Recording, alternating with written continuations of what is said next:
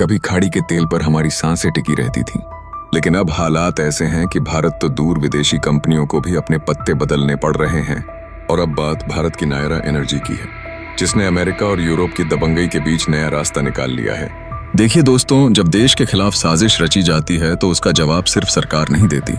भारत की कंपनियां भी मैदान में उतरकर दुश्मनों को जवाब देना जानती हैं, और इस बार मैदान में उतरी है नायरा एनर्जी।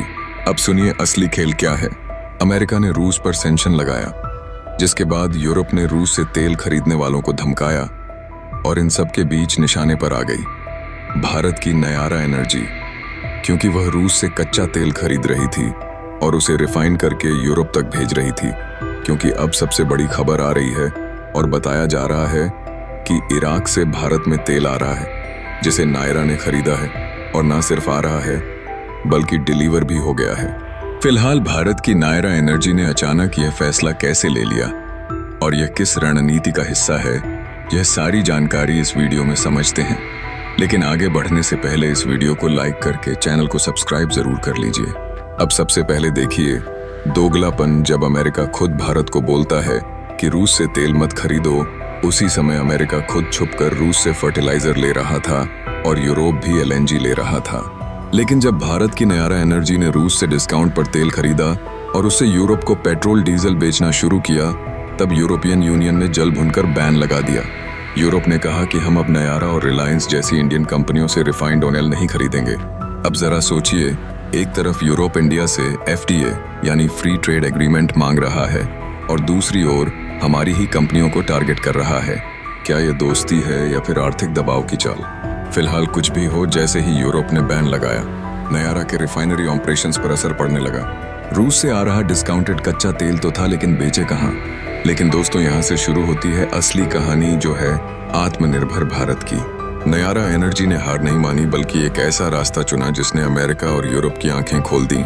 जैसे ही यूरोप का बाजार बंद हुआ, नायरा ने इराक की तरफ रुख किया, और तभी एक super tanker Iraqi crude oil लेकर भारत के गुजरात में नायरा की वादिनर रिफाइनरी में आकर खड़ा हुआ।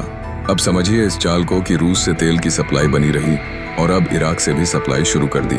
यानी चाहे अमेरिका सैंक्शन लगाए, चाहे यूरोप दरवाजे बंद करे, भारत की कंपनी चलना जानती है। अब आप पूछेंगे कि इराक को आखिरकार क्यों चुना गया? तो इसके लिए आपको बता दें कि दोस्तों, इराक कोई छोटा नाम नहीं है। इराक अभी भी भारत का बहुत बड़ा तेल सप्लायर है। 2019 में ही रिपोर्ट आई थी कि भारत की जरूरतों का 20% हिस्सा अकेला इराक पूरा करता है। और यही नहीं, जब अमेरिका से भारत का तेल इंपोर्ट बढ़ा था, तब भी इराक की हिस्सेदारी कमजोर नहीं हुई थी। आज हालात यह हैं कि भले ही इराक से आने वाला क्रूड ऑयल थोड़ा घटा है, लेकिन जब जरूरत पड़ी, इराक ही भारत की सबसे बड़ी ढाल बनकर खड़ा हुआ। तो अब आप पूछेंगे कि क्या यह भारत की रणनीति है? तो जवाब है बिल्कुल हाँ। आज नायरा जैसी कंपनियां भारत की विदेश नीति और रणनीतिक सोच का हिस्सा बन गई हैं। रूस से सस्ता तेल लेकर भारत ने रिफाइन करके यूरोप तक बेचा। अमेरिका यूरोप ने बैन लगाया तो इराक से क्रूड ऑयल मंगवाकर अपनी रिफाइनरी बचाई, और अब माइक्रोसॉफ्ट जैसी अमेरिकी कंपनी के खिलाफ कोर्ट में मुकदमा भी ठोक दिया गया है। यानी अब जवाब भारत भी देता है और कंपनी भी देती है। तो दोस्तों, आपने देखा कि कैसे नायरा एनर्जी ने अमेरिका और यूरोप के सामने हार नहीं मानी, बल्कि इराकी क्रूड मंगवाकर अपनी रिफाइनरी चालू रखी। लेकिन लोगों को सबसे बड़ी शंका है कि नायरा एनर्जी ने हार मान लिया। तो उन सबको बता दें कि यह एक ऐसी रणनीति का हिस्सा है जिसका परिणाम आने वाले समय में आप लोगों के सामने होगा।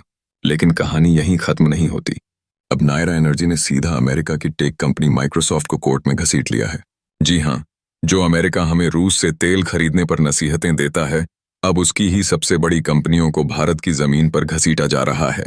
दोस्तों, असल में मामला यह है कि नायरा एनर्जी ने माइक्रोसॉफ्ट के खिलाफ एक बड़ा कानूनी केस दर्ज कर दिया है, और वजह है कि माइक्रोसॉफ्ट का क्लाउड सर्विसिंग कॉन्ट्रैक्ट और उसमें हुई गंभीर अनियमितताएं।